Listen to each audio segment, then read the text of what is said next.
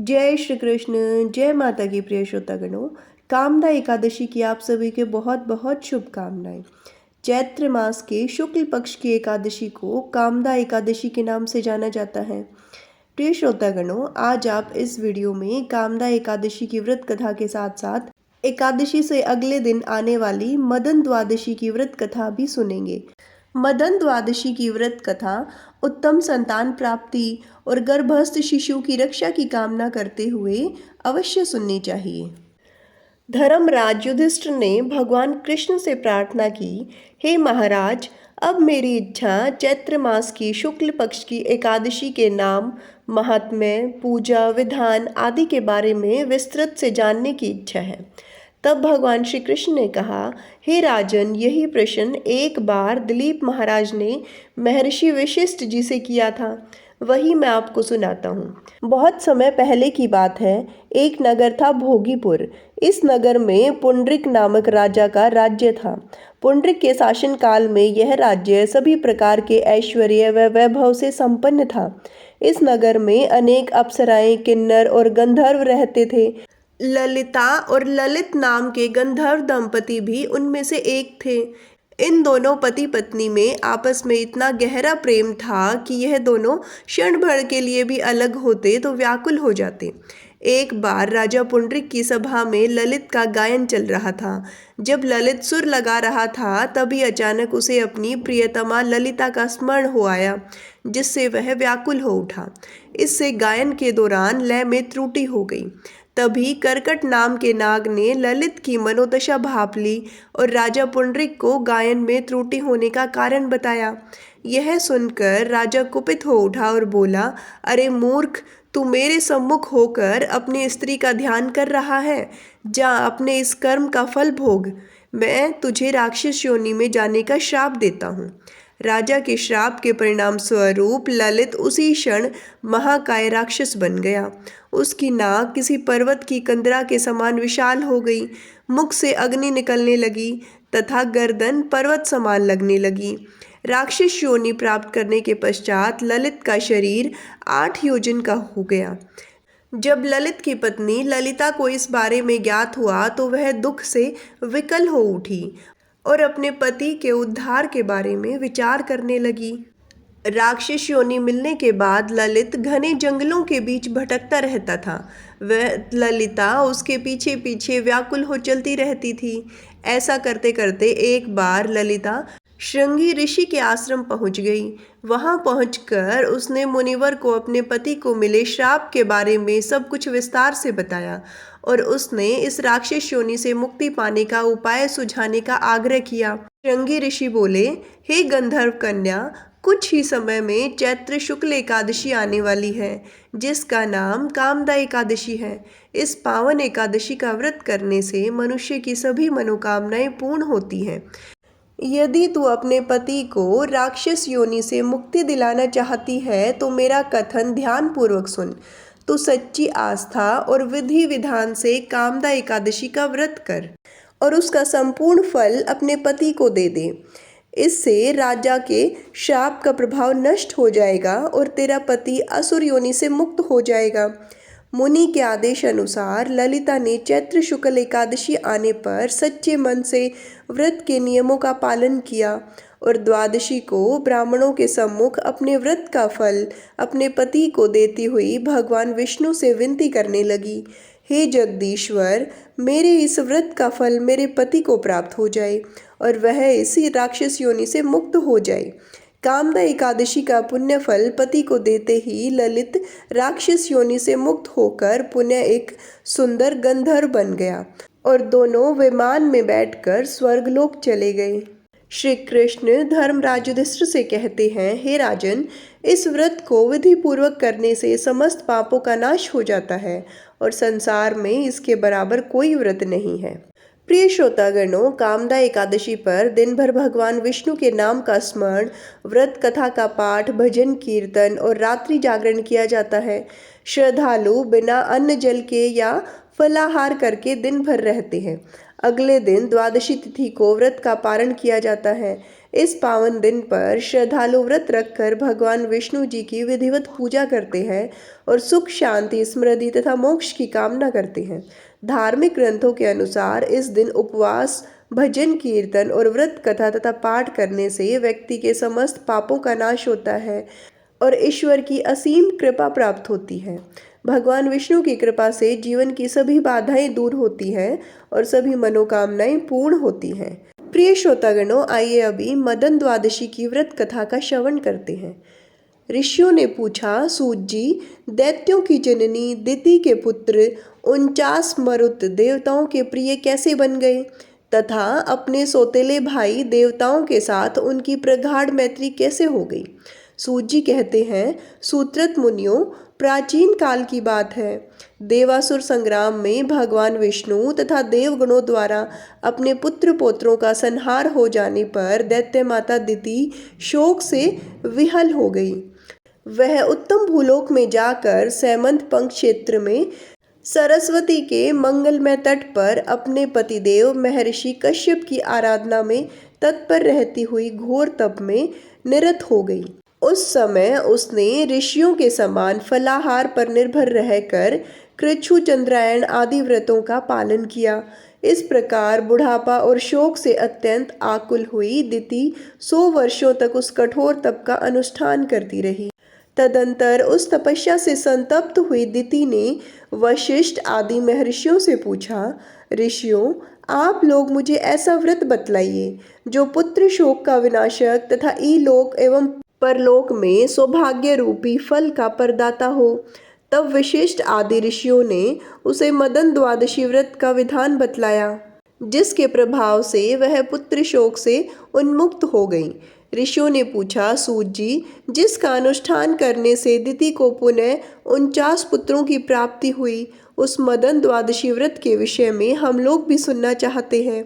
सूत जी कहते हैं, ऋषियों, पूर्व काल में वशिष्ठ आदि महर्षियों ने दिति के प्रति जिस उत्तम मदन द्वादशी व्रत का वर्णन किया था, उसी को आप लोग मुझसे विस्तार पूर्वक सुनिए। व्रतधारी को चाहिए कि वह चैत्र मास में शुक्ल पक्ष की द्वादशी तिथि को श्वेत चावलों से परिपूर्ण एवं छिद्र रहित एक घट स्थापित करे। उस पर श्वेत चंदन का अनुलेप लगा ले तथा वह श्वेत वस्त्र के 2 टुकड़ों से आच्छादित हो। उसके निकट विभिन्न प्रकार के ऋतुफल और गन्ने के टुकड़े रखे जाएं। वह विविध प्रकार की खाद्य सामग्री से युक्त हो तथा उसमें यथाशक्ति सुवर्णखंड भी डाला जाए। तत्पश्चात उसके ऊपर गुड़ से भरा हुआ तांबे का पात्र स्थापित करना चाहिए। उसके ऊपर केले के पत्ते पर काम तथा उसके वाम भाग में शक्कर समन्वित रीति की स्थापना करें। फिर गंध, धूप आदि उपचारों से उनकी पूजा करें और गीत वाद्य आदि का भी प्रबंध करें।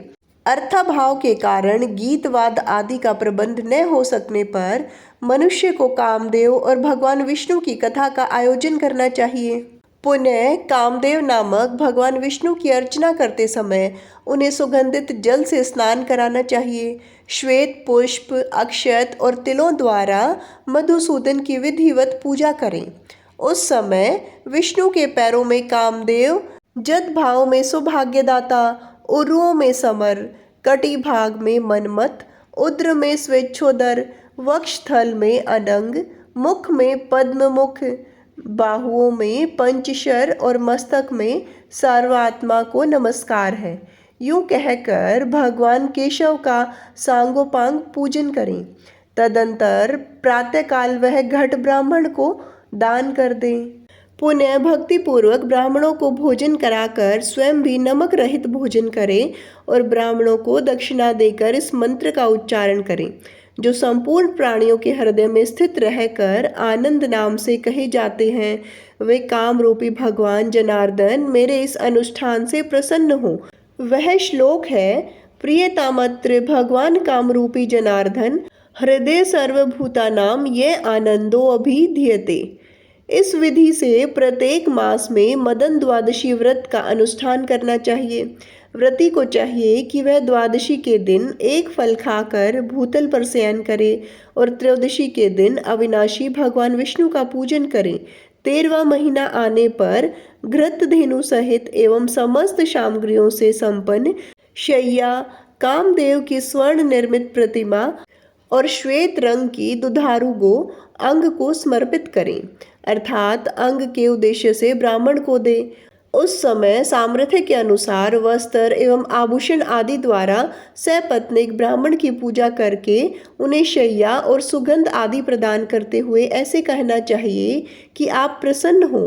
तत्पश्चात उस धर्मज्ञ व्रती को गोदूध से बनी हुई खीर और श्वेत तिलों से कामदेव के नामों का कीर्तन करते हुए हवन करना चाहिए। पुनः कृपाण छोड़कर ब्राह्मणों को भोजन कराना चाहिए और उन्हें यथाशक्ति गन्ना और पुष्पमाला प्रदान कर संतुष्ट करना चाहिए। जो इस विधि के अनुसार इस मदन द्वादशी व्रत का अनुष्ठान करता है वह समस्त पापों से मुक्त होकर भगवान विष्णु की समता को प्राप्त हो जाता है तथा इस लोक में श्रेष्ठ पुत्रों को प्राप्त कर सौभाग्य फल का उपभोग करता है। जो समर आनंदात्मा विष्णु और महेश्वर नाम से कहे गए हैं उन्हीं भगवान विष्णु का सुखार्थियों को स्मरण करना चाहिए। यह सुनकर दिति ने सारा कार्य यथार्थ रूप से संपन्न किया, अर्थात मदन द्वादशी व्रत का अनुष्ठान किया। दिति के उस व्रत अनुष्ठान के प्रभाव से प्रभावित होकर महर्षि कश्यप उनके निकट पधारे और परम प्रसन्नता पूर्वक उन्होंने उसे पुनः रूप यौवन से संपन्न नव युवती बना दिया तथा वर मांगने को कहा।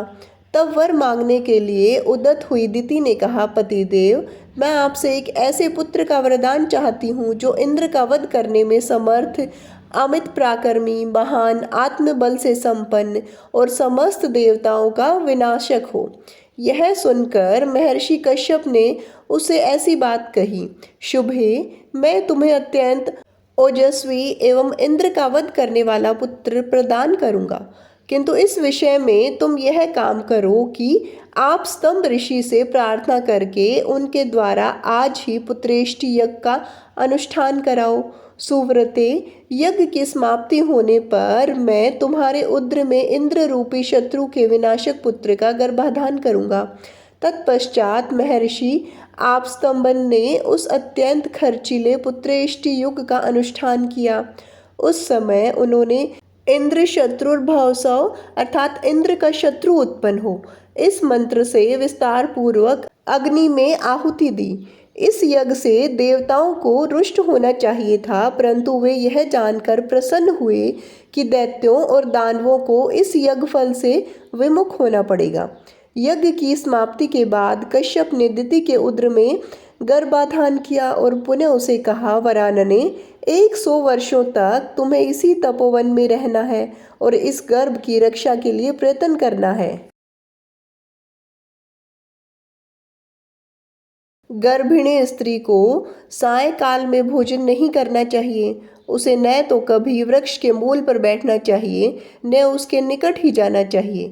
वह घर की सामग्री मूल, ओखली आदि पर न बैठे, जल में घुसकर स्नान न करे, सुनसान घर में न जाए, बिम्बवट पर न बैठे, मन को उद्विग्न न करे, नख से, लुआठी से अथवा राख से पृथ्वी पर रेखा न खींचे, सदा नींद में आलसी हुई न रहे, कठिन परिश्रम का काम न करे, भूसी, लुआठी, भस्म, हड्डी और खोपड़ी पर न बैठे, लोगों के साथ वाद विवाद न करे और शरीर को तोड़े मरोड़े नहीं। वह बाल खोल कर न बैठे, कभी अपवित्र न रहे, उत्तर दिशा में सिरहाना करके एवं कहीं भी नीचे सिर करके न सोए, न उद्विग्न चित होकर एवं न भीगे चरणों से ही कभी शयन करे, अमंगल सूचक वाणी न बोले, अधिक जोर से हंसे नहीं, नित्य मांगलिक कार्यों में तत्पर रहकर गुरुजनों की सेवा करे और आयुर्वेद द्वारा गर्भिणी के स्वास्थ्य के लिए उपयुक्त बताई गई संपूर्ण औषधियों से युक्त गुनगुने गर्म पानी से स्नान करे। वह अपनी रक्षा का ध्यान रखे, स्वच्छ वेशभूषा से युक्त रहे, वास्तु पूजन में तत्पर रहे, प्रसन्न मुखी होकर सदा पति के हित में संलग्न रहे, तृतीया तिथि को दान करे, पर्व संबंधी व्रत का पालन करे। जो गर्भिणी स्त्री विशेष रूप से इन नियमों का पालन करती है उसका उस गर्भ से जो पुत्र उत्पन्न होगा वह शीलवान एवं दीर्घायु होता है।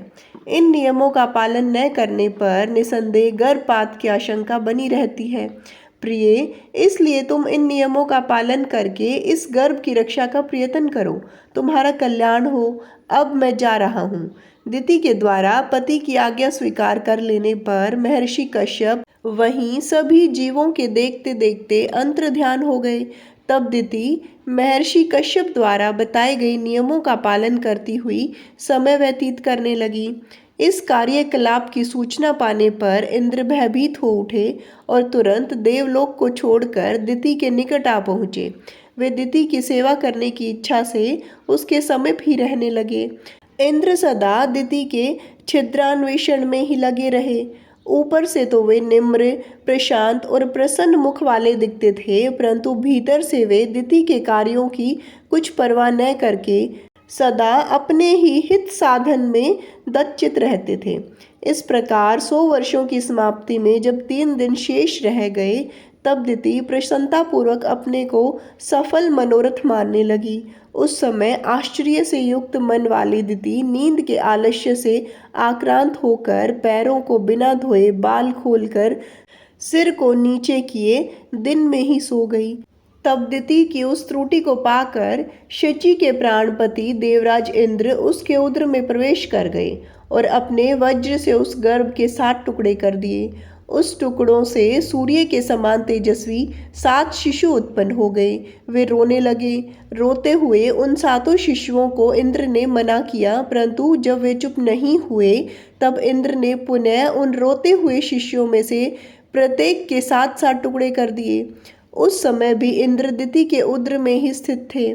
इस प्रकार वे टुकड़े 49 शिष्यों के रूप में परिवर्तित होकर जोर जोर से रुदन करने लगे।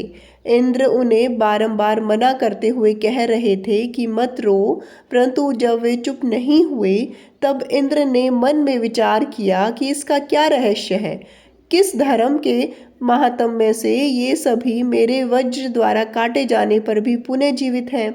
तत्पश्चात ध्यान योग के द्वारा इंद्र को ज्ञात हुआ कि यह मदन द्वादशी व्रत का फल है। अवश्य ही श्री कृष्ण के पूजन के प्रभाव से इस समय यह घटना घटी है।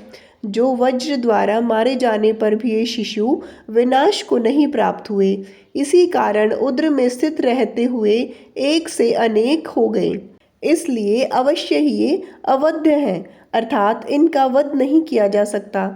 और मेरी इच्छा है कि ये देवता हो जाएं, क्योंकि गर्भ में स्थित रहकर रोते हुए इनको मैंने माँ रुदत मत रो ऐसा कहा है। इसलिए ये मरुत नाम से प्रसिद्ध होंगे और इन्हें भी यज्ञों में भाग मिलेगा। ऐसा कहकर इंद्र दिति के उदर से बाहर निकल आए और दिति को प्रसन्न करके उनसे क्षमा याचना करने लगे। देवी, अर्थशास्त्र का आश्रय लेकर मैंने यह दुष्कर्म कर डाला है, मुझे क्षमा करो। इस प्रकार देवराज ने मरुगण को देवताओं के समान बनाया और पुत्रों समेत दिति को विमान में बैठाकर वे अपने साथ स्वर्गलोक को ले गए। विप्रवरों, इसी कारण मरुद्रण यज्ञों में भाग पाने के अधिकारी हुए। उन्होंने असुरों के साथ एकता नहीं की, इसलिए वे देवताओं के प्रेम पात्र हो गए। प्रिय श्रोतागणों, यह थी मदन द्वादशी की व्रत कथा। उम्मीद है आप लोगों को पसंद आई होगी। आगे भी इसी प्रकार की कथाएं सुनने के लिए जुड़े रहिए हमारे चैनल हमारी संस्कृति हमारे संस्कार से। धन्यवाद।